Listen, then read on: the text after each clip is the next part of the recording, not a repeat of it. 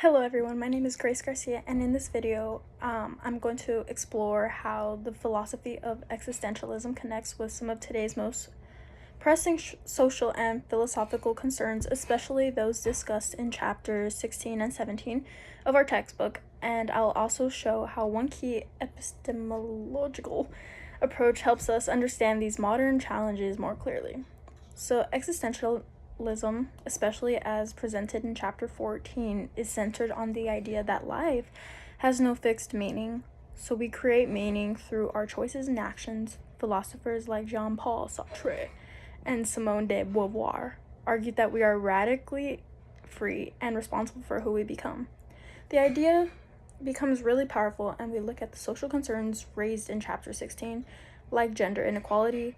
Simone, for example, uses existentialism to argue that women are not born with a fixed nature. Instead, they are shaped by society. Her famous line is, "One is not born, but rather becomes a woman."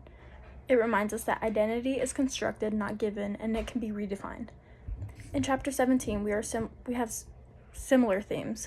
Appiah's idea of cosmopolitanism, the belief that we have moral responsibilities to all people, not just our own group, echoes existentialism's call to take responsibility beyond just ourselves.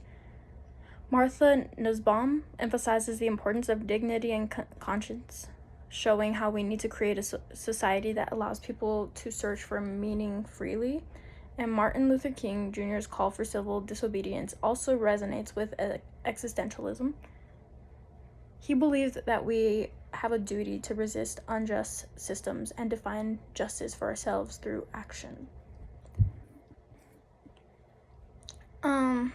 To better understand social problems in chapter 17, it helps to look at a specific way of thinking about knowledge. Feminist epistemology from chapter 15, feminist epistemology, argues that traditional ideas of knowledge have often ignored or excluded marginalized voices. It says that our knowledge is shaped by our social position, our gender, race, or culture.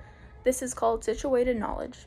This is especially important when we look at issues like racism, cultural intolerance. For example, philosopher Lawrence Bloom discusses how racism operates in different forms, personally, socially, and institutionally. Feminist epistemology helps us understand how these systems of power affect not only how people are treated, but also how truth and knowledge are defined.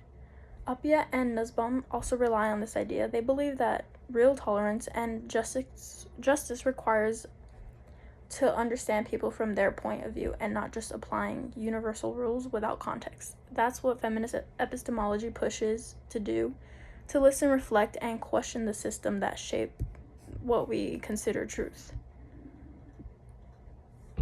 So to wrap it up, and what this really all means is that existentialism reminds us that we must create our own meaning and take responsibility for our lives, and that includes fighting injustice. Feminist epistemology helps us see how knowledge and truth are shaped by power, and how understanding others means understanding their experiences. These ideas aren't just abstract, they're deeply relevant to how we live together today. Thank you.